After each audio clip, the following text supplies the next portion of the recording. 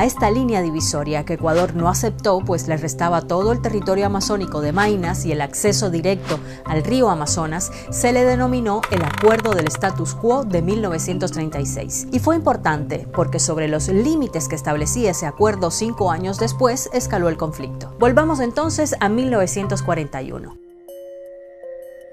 En la zona en disputa se vivía una especie de tensa calma a la espera de resolver las diferencias fronterizas y había puestos militares de ambos países en varios puntos. Primero hubo un movimiento de soldados de parte de Ecuador al que Perú respondió y así fueron escalando las tensiones. Pero a esas escaramuzas le siguió una invasión de Perú que ocupó durante unos 6 meses no solo el vasto territorio en disputa, sino provincias enteras de Ecuador que no estaban hasta ese momento en el mapa del conflicto. Además, ejerció un bloqueo marítimo sobre Guayaquil, el principal puerto comercial de Ecuador, que impidió el envío de suministros al ejército ecuatoriano. La superioridad militar de Perú era evidente en experiencia bélica y recursos.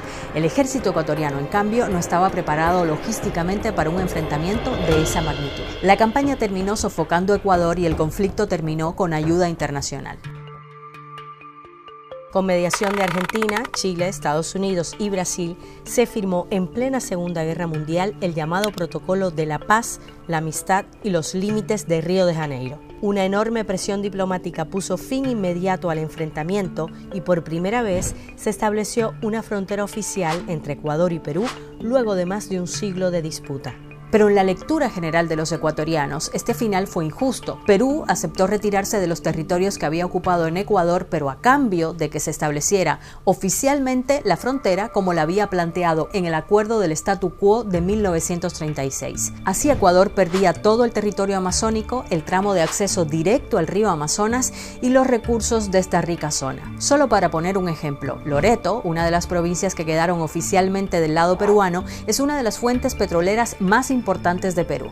Esto explica en parte por qué Ecuador firmó a regañadientes ese acuerdo en 1941 y por qué la herida con la nueva frontera quedó abierta. En las décadas que siguieron, Ecuador incluso llegó a desconocer el protocolo y vinieron otros enfrentamientos armados como la Guerra del Cenepa en 1995. No fue hasta 1998 que los presidentes Yamil Mahuad de Ecuador y Alberto Fujimori de Perú firmaron el Acuerdo de Paz de Brasilia, esta vez la definitiva.